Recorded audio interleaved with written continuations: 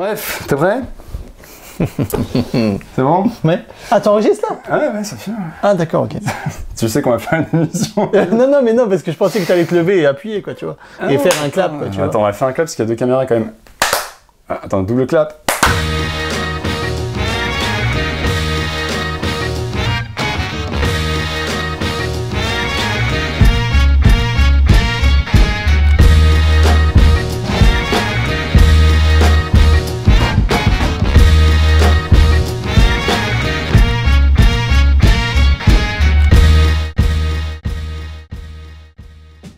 Salut à toutes et à tous et bienvenue dans CloneWeb.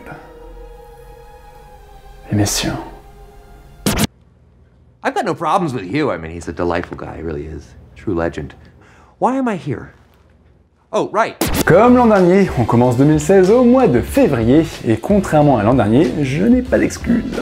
Entre nous, je dois bien avouer que les films de janvier ne me chauffaient pas trop, sauf si j'en parlais après leur sortie, et à choisir entre vous bichonner ou être réglé comme un métronome, je préconise de très loin la première solution.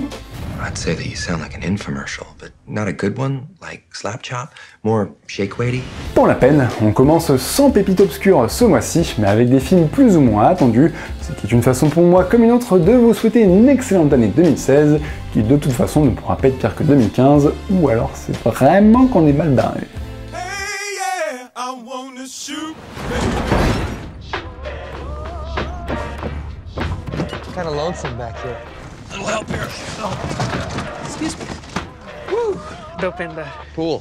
Dead. Why the fancy red suit, Mr. Poole? Oh, that's because it's Christmas Day, Dopinder. And I'm after someone on my naughty list. You're probably thinking this was a superhero movie, but that guy in the suit just turned that other guy into a fucking kebab. Surprise! This is a different kind of superhero story. To tell it right, we gotta take you back before I squeeze this ass into spandex. Dans la vie, on aime bien les secondes chances, parfois même les troisièmes, mais au bout d'un moment, la patience a ses limites. Oui, on est philosophe aujourd'hui. Cela dit, on n'est jamais à l'abri d'une bonne surprise ou d'un retour en grâce, et Hollywood est assez friand en la matière, y compris quand la cause semblait peine perdue. Autant vous dire qu'avec Deadpool, non seulement on revient de loin, mais surtout l'affaire semblera presque trop belle pour être vraie. Il y a 4 ans déjà, on clamait notre désarroi le plus total face à Green Lantern, troisième comic book que Ryan Reynolds dézinguait coup sur coup après avoir commis le piteux Blade Trinity et l'immonde X-Men Origins. I know, right? Devenu une véritable cible à écarter le plus possible de tout ce qui s'apparentait à une adaptation de bande dessinée, le beau gosse n'avait pas fini de creuser en enquillant 2 ans plus tard R.I.P.D. Brigade Fantôme, une autre croûte toute droit sortie des pages d'une BD. Après 4 essais, qui auraient cru un tel retournement de situation lorsque la Fox finit par céder aux demandes des fans d'adapter au cinéma Le Mercenaire à la grande gueule, suite à la fuite d'un teaser test sur internet en 2013. La preuve s'il en est que les geeks sont plutôt cléments, car dans cette vidéo, c'était encore Reynolds qui prêtait sa voix au héros zinzin, alors même qu'il avait flingué le personnage dans le premier film centré sur Wolverine.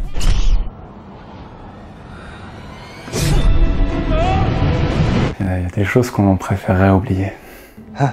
Et donc content d'être ultra fidèle au matériau d'origine, le résultat fait carrément office de mea culpa de la part du comédien vis-à-vis des nombreuses erreurs de sa carrière. Déjà, si vous aviez peur que la folie inhérente à Deadpool soit altérée dans une production hollywoodienne, rassurez-vous car les bougres se sont lâchés. Le cahier des charges du personnage a été respecté quasiment de fond en comble puisque toutes ses grandes caractéristiques sont présentes. Par exemple, Deadpool brise régulièrement le 4e mur en s'adressant directement au spectateur en plein milieu d'une scène et multiplie les clins d'œil à la culture geek.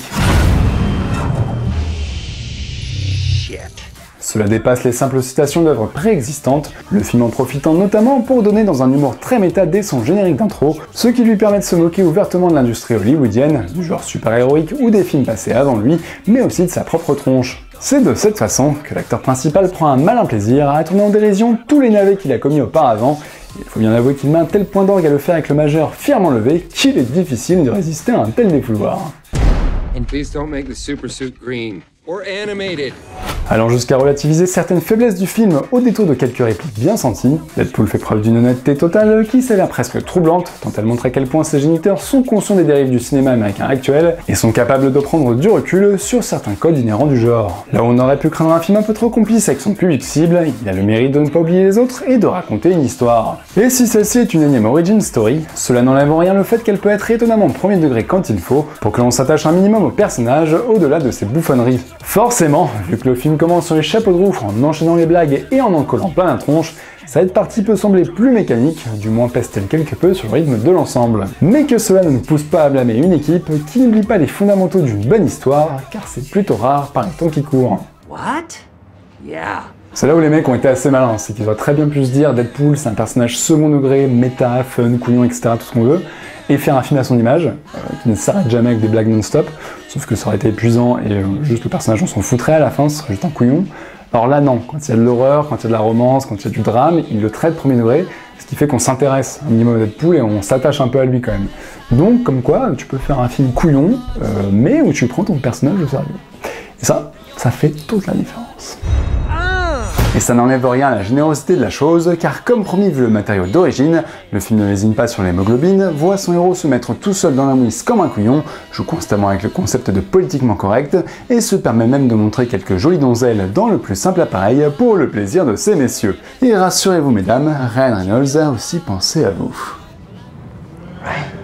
Bref, le film remplit toutes ses promesses, y compris dans son utilisation rigolote de l'univers X-Men, à tel point que ces dernières ne semblaient finalement pas si élevées que ça, et c'est à ce moment-là qu'il faut se rappeler qu'on est bien devant un film estampillé Marvel, et qu'une telle liberté est inédite pour la maison aux idées au cinéma. Le tableau n'est cependant pas parfait, car le modeste budget se sent pas mal à l'écran, les scènes d'action n'étant pas d'une ampleur délirante, et le tout manquant d'une séquence vraiment marquante, à l'image de celle de l'église dans Kingsman l'an dernier. De même, la fin posera problème à certains vis-à-vis de l'essence même du personnage et de son avenir au cinéma, sans pour autant que ça ne prenne le pas sur le divertissement offert, tout comme le grand méchant d'histoire est sacrément naze. En même temps, le mec c'est Ed Skrein, celui-là même qui a osé remplacer Jason Statham dans le reboot du Transporteur, hein. Donc le fait qu'il soit nul, c'est pas vraiment une grande surprise. Hein. Go get some. You're gonna do a superhero landing. Wait for it!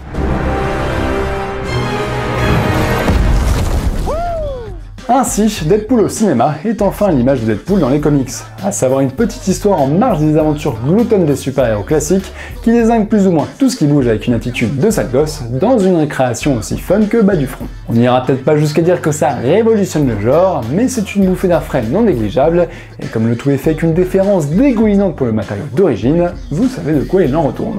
Du coup j'en profite quand même pour m'excuser à Ryan Reynolds, t'as quand même l'air d'être un type bien, donc si jamais tu nous écoutes, on est désolé pour tout le mal qu'on a pu dire sur toi.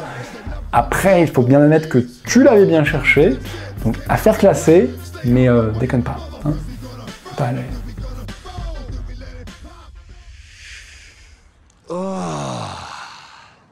I'm touching myself tonight.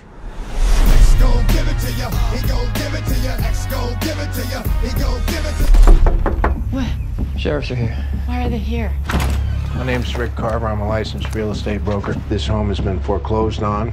No, this is not happening. I need you, your mom, and your son to step off the property. This is not your home. Mr. Carver, please don't. Sir, you have 2 minutes. Pack whatever belongings you need. Oh my god. Does he have to stand there while she packs up? Is that right? Oh my god, oh my god, oh my god. Les secondes chances, c'est bien beau quand ça marche, mais parfois, il se trouve qu'on n'en a pas. C'est ce qui est arrivé à bien des malheureux à travers le monde suite à la crise économique de 2008, dont certains ont dégusté plus que les autres, tout en offrant une source de profit immense à quelques requins. Dreams.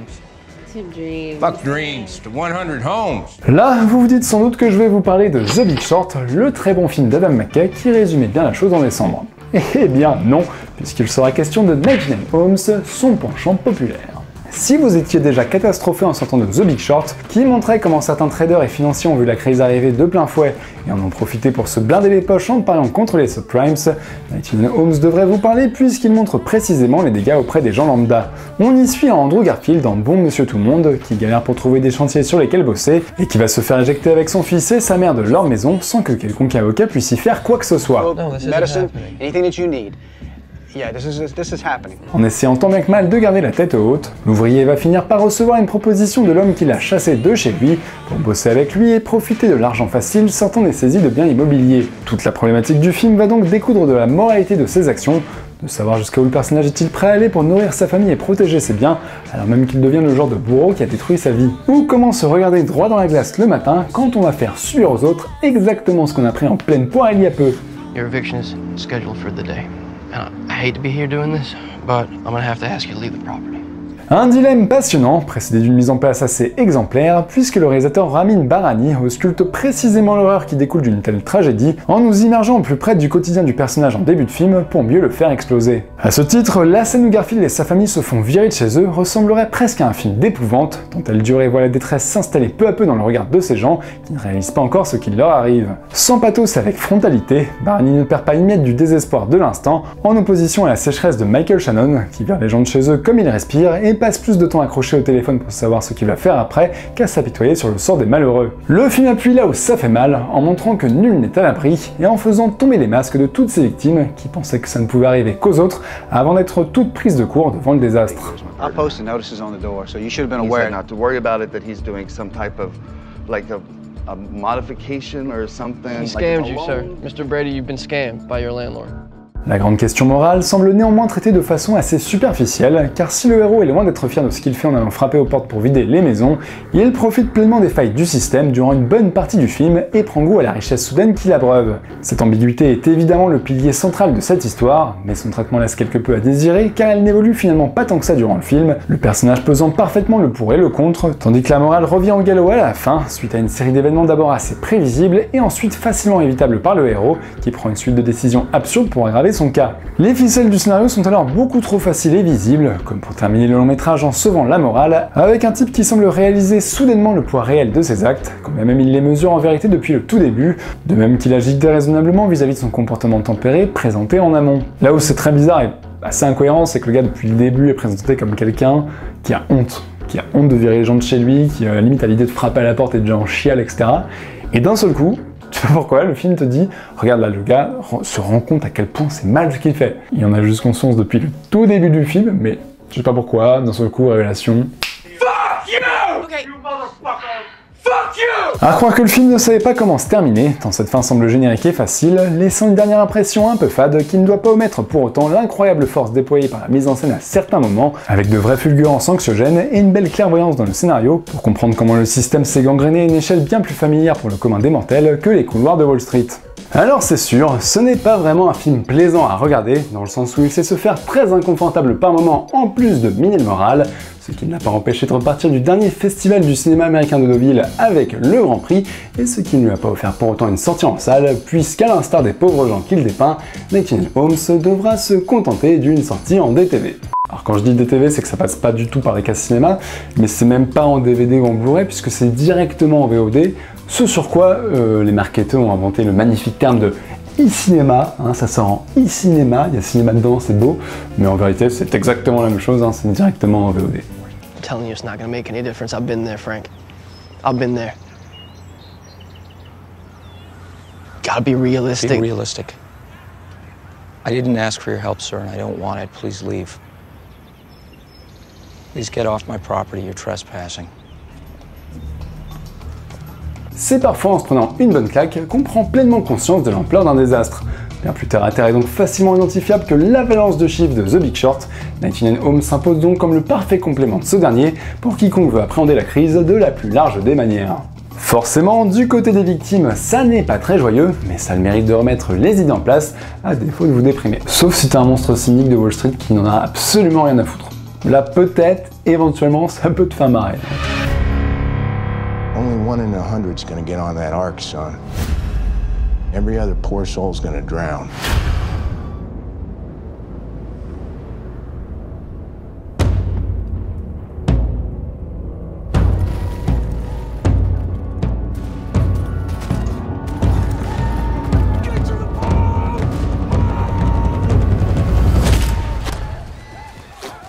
Et nous voici sur le canapé de la troisième partie. Alors, on va accueillir un invité, ça me fait plaisir de l'avoir enfin. Mehdi Omeis, bienvenue. Merci. Tu es journaliste pour Metro News et tu es aussi romancier. Et avec toi, on va parler d'un film qui, c'est peu de le dire, est un événement, puisqu'il s'agit du retour d'un acteur culte, d'un réalisateur en train de devenir culte aussi, à savoir The Revenant. Alors, The Revenant, donc c'est le nouveau film de Alejandro González Iñárritu qui avait déjà signé Birdman l'an dernier avec... Avec Monsieur DiCaprio.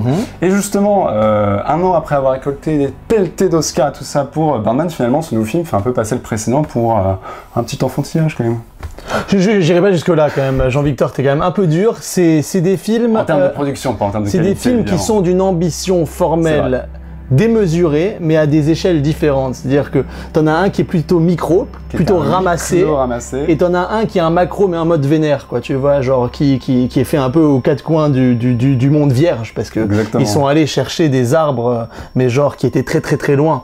Ils étaient en Arctique, là où nul n'avait mis pied auparavant. Avec des carcasses d'animaux, des cascades très énervées, très froides. Donc c'est vraiment un film total, massif, démesuré, à l'échelle du talent de DiCaprio, j'ai envie de te dire. On va rappeler quand même juste avant que c'est donc adapté d'une histoire vraie qui a été romancée dans ce film, dans ce bouquin qui s'appelle Le Revenant de Michael Punk, je sais pas comment. Punk, j'imagine, ou Punky Brewster, je sais pas.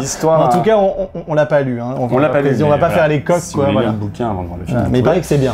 Et donc c'est l'histoire de Hugh Glass, un explorateur à la fin au milieu du 19e siècle, qui se retrouve laissé par sa troupe suite à une attaque d'Indiens, qui se fait attaquer par un grizzly et qui est laissé pour mort. Sauf que le monsieur n'est pas mort et décide de revenir se venger. Donc on l'a dit, film massif, film tourné dans des conditions absolues, en plus en lumière naturelle par Emmanuel Lubezki, peut-être le meilleur chef-op à l'heure actuelle. Le meilleur, celui qui peut dire après 20 minutes, les gars, on a profité de la bonne lumière, on rempile quoi. Tu vois, Et justement, on peut le dire, le film c'est quand même un festin visuel. Ah bah c'est un festin visuel de folie pure, je veux dire... Un peu comme le précédent d'ailleurs, hein, puisque c'est le même chef-op. Exactement.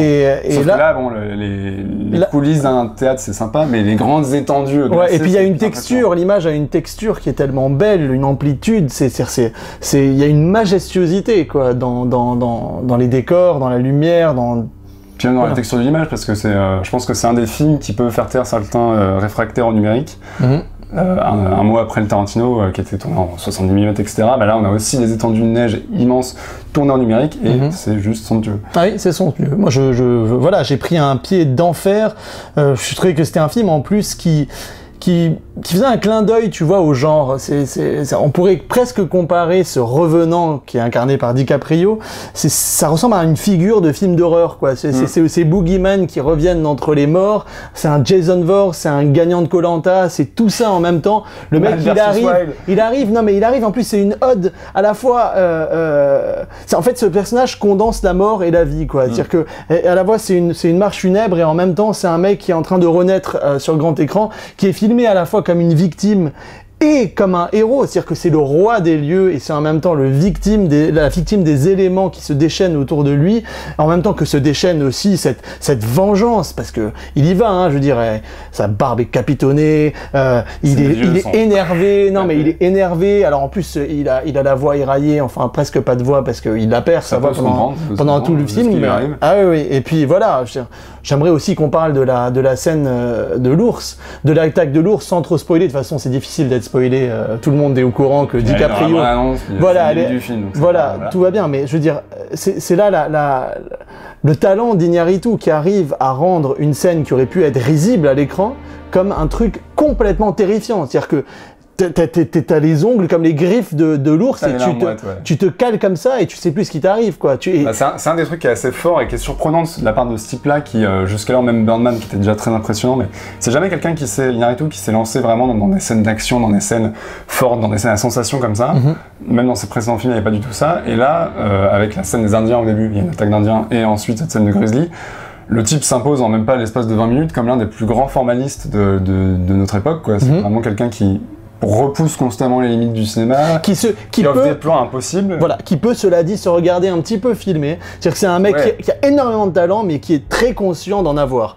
Et par moments, ça peut se voir. Mais alors, franchement, on en parle de la scène d'ouverture parce que franchement, les gars, je vous dis, la première scène, elle est démentielle. J'ai rarement vu ça, c'est-à-dire qu'on était à côté en plus. On l'a vu ensemble. Et on s'est regardé, on s'est regardé un petit peu interloqué. Comment ils font ? Parce que t'as des panneaux presque à 360 degrés avec une image d'une amplitude démentielle et T'as une lisibilité dans la première scène de combat qui rappelle un petit peu ces scènes, toutes proportions gardées, hein, parce que c'est pas du tout le même genre, mais qui m'ont rappelé la chorégraphie des deux raids. C'est-à-dire des combats qui sont hyper recherchés, chiadés, travaillés, et en même temps t'as pas une rupture rétinienne en les regardant, quoi. Tu vois, tu sais très bien que le personnage là donne un coup à ce personnage-là, et t'en as un qui surgit et qu'on resuit, et tout ça avec une fluidité formelle qui, franchement, moi j'avais jamais vu ça. Oui, parce que contrairement à The Raid, là, ce qui est très impressionnant, notamment dans cette scène-là, c'est que The Raid, la caméra se cale sur une action et on voit que cette action-là. Or ici, c'est un champ de bataille absolu, et il y en a partout. C'est-à-dire que ce qui filme devant la caméra, évidemment, c'est atroce, etc. On voit des mecs se prendre des flèches, se faire frapper la tronche et tout, mais en arrière-plan, mais c'est incroyable. C'est un carnage dans tous les sens. C'est-à-dire que le 17e arbre du 3e plan, tu vois la flèche se planter dedans, mais tu la vois bien, tu vois, elle est presque phosphorescente parce que c'est fluide, c'est fluide. J'ai rarement vu ça. C'est-à-dire que ce moment où on en voit des films beaucoup, ce moment où tu es devant l'écran et tu te dis, j'ai jamais vu ça. Il y a presque une nouvelle grammaire visuelle qui est en train de s'écrire devant tes yeux. Alors je sais que ça va faire crier les anti-Iñárritu parce qu'il y en a qui trouvent ce film putassier, et c'est leur droit. Mais je veux dire, formellement, c'est quand même difficile de bouder le plaisir qui est proposé. Oui, parce que le plaisir photo est sublime, mais la mise en scène est sublime. Bah bien sûr. Et puis alors, c'est très immersif en fait. C'est ça aussi parce que on a parlé du fait que le type se regarde un peu filmé. C'est pas un peu ostentatoire par moment parce qu'il cite aussi Malik et il se fait un peu plaisir sur des trucs plus spirituels et un peu pompeux peut-être. Mais ces parties-là, ces parties très action, elles sont hyper viscérales en fait. Je défie quiconque de pas, comme tu l'as dit pour la scène de Crazy, d'être arrivé au siège. Et puis, c'est important d'ajouter que le film n'est pas fait que de ça. C'est-à-dire qu'il y a beaucoup de zones de calme. C'est-à-dire que c'est des saillies, les scènes d'action. C'est des moments très brutaux. Voilà, c'est brutal. Et après, c'est des accalmies. Et voilà, le film n'est pas non plus mainstream dans le sens où il se passe toujours des trucs, où il y a 2 ours qui l'attaquent toutes les demi-heures. Non. C'est-à-dire qu'il y a 2 grosses scènes d'action, et ensuite, c'est vraiment l'homme face à lui-même et face au déchaînement des éléments. Et ça, c'est intéressant, oui, c'est un film introspectif. Cette marche funèbre, en fait, elle est aussi, on l'a dit, elle est spirituelle à l'intérieur, et en fait, ce qui est assez marrant, c'est qu'il il devient presque un spectre à traverser ces espèces d'immenses paysages. Et il y a quand même je trouve qu'il y a une certaine profondeur, en tout cas une certaine grâce. C'est-à-dire que même le film est extrêmement violent. Je trouve qu'on est quand même touché par le parcours intérieur de DiCaprio qui constamment se raccroche à la vie dans un lieu qui ne souhaite que sa mort et qui en même temps respire la vie aussi, parce que c'est une vie sauvage, c'est une vie qui n'est pas la nôtre, mais elle existe. C'est cette dualité qui est passionnante dans tout le film, c'est jouer sur la mort, la vie, avec ce personnage qui en fait, qui cristallise tellement de métaphores. Tu peux y balancer plein de choses, tu peux y projeter plein de choses dans ce personnage. C'est un porte-voix, un symbole de tellement d'éléments. Alors c'est pas à moi d'interpréter, c'est au spectateur de se faire sa propre idée. Est-ce que tu as des trucs à redire au film? Parce qu'on vante ses mérites, mais est-ce qu'il y a des choses qui te semblent quand même un peu en deçà? Parce que moi, malgré tout, j'ai beau trouver que le film est un vrai roller coaster et quelque chose d'assez exceptionnel, finalement, il m'en reste pas tant que ça. C'est-à-dire, tu sais, il y a un proverbe ivoirien qui dit, lui, quand il marche, on dirait il a raison. Il est sûr de lui, Iñárritu. Je veux dire, le mec, il sait que c'est un super cinéaste, il sait qu'il a du talent, et par moments, peut-être qu'il manque d'humilité. Voilà. Mais c'est pas grave, parce que le film se prête à sa démesure. On raconte une histoire bigger than life, quoi, tu vois, donc c'est pas grave s'il y va à fond, quoi. Et d'ailleurs, le film, il va à fond, je veux dire. Ceci dit, moi, sur ce côté un peu peut-être autorisant et à l'extrême, je trouve qu'il y a quand même 2-3 plans un peu symboliques, tu vois, notamment quand t'as la nana qui vole au-dessus du mec, etc. Un peu malikien d'ailleurs. Ouais, mais là en fait, il pousse un peu trop l'ésotérisme à la Malik et il en fait un peu des caisses par moment, je trouve. Mais ça, il y a 3 symboliques. Mais attends, mais ça c'est son problème, c'est-à-dire qu'il est souvent dans une symbolique, c'est-à-dire ce que lui reprochaient les détracteurs de Babel ou même de Beautiful. C'est un mec qui ne peut pas s'empêcher d'essayer de porter de transcender l'image et de lui donner une portée onirico, psychologico-religieuse, philosophique. C'est voilà, bon. À sa limite, c'est qu'il a des décors et il a une histoire qui s'y prête de toute façon. Absolument. En essence, et lui a peut-être tendance à vouloir trop en faire par-dessus, quoi. Absolument. Mais bon, c'est quand même mieux d'avoir quelqu'un qui essaye de trop bien faire et qui t'offre un film comme ça qu'un paresseux. Mieux vaut le trop que le pas assez. Absolument. Donc, voilà, on refait une pétition. On se donne rendez-vous très bientôt pour les Oscars, pour le sac de DiCaprio, on l'espère, et surtout, allez voir The Revenant sur le plus grand écran possible. Ne faites pas la connerie de regarder sur le net parce qu'on sait qu'il a filtré, mais ça serait vraiment une immense connerie. Absolument. Parce que c'est à vivre au cinéma. Vraiment. Voilà. I'm afraid to die anymore. I've done it already.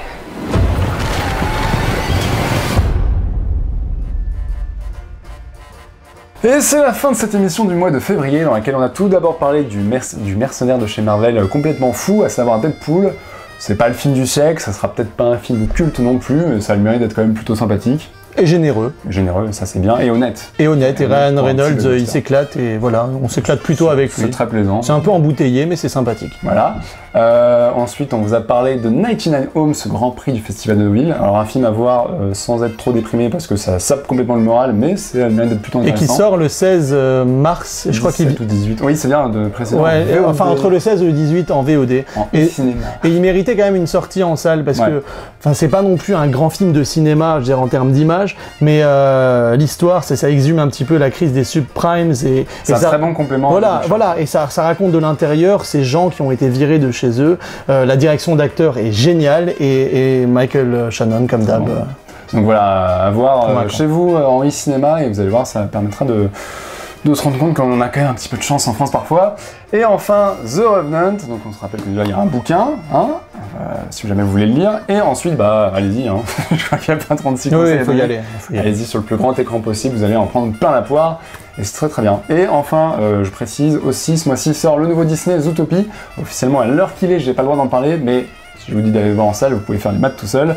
Voilà. Merci beaucoup d'être venu. Mais je t'en prie, c'est un plaisir. On rappelle que en plus d'écrire des critiques pour Metro News, tu es romancier. Tu as déjà sorti 5 romans, si je dis pas de conneries. C'est ça, à mes heures perdues. Donc n'hésitez pas. Qui ont été traduits naturellement en 70 langues. Exactement. Là, c'est en Birmanie, ils sont en train de traduire. Par Steven Spielberg, bien sûr. Et donc voilà, n'hésitez pas à taper Mehdi Omaïs sur Amazon. Vous tomberez sur des très très bons livres. Ah, c'est gentil. Et en plus, voilà, il est proche de nous, donc si jamais vous voulez le faire dédicacer, on peut s'arranger entre nous. Et Mehdi, merci beaucoup d'être venu. Merci à toi de m'avoir invité. La prochaine fois, on parlera d'un aussi bon film. J'espère aussi, ou bien d'un mauvais, parce que tu sais, j'aime bien aussi parler de mauvais films. Tu vois, c'est encore beaucoup plus drôle. Tu vois. Non, la prochaine fois, je t'inviterai pour le prochain mauvais film de DiCaprio, s'il en fait un. Ah, super.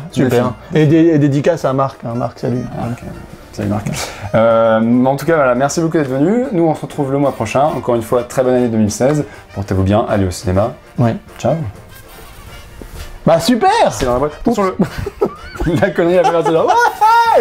C'est le mec qui arrache le décor derrière lui. Et je suis très content d'être là, voilà, je devais te dire, parce que voilà, Clone Web, ce canapé quand même, il est culte, quoi, tu vois, il a quand même une tessiture, il a une opacité, il a quelque chose, quoi, tu vois, donc ça fait quelque chose d'être là, je suis ravi, et voilà. J'ai un Oscar pour toi. Voilà.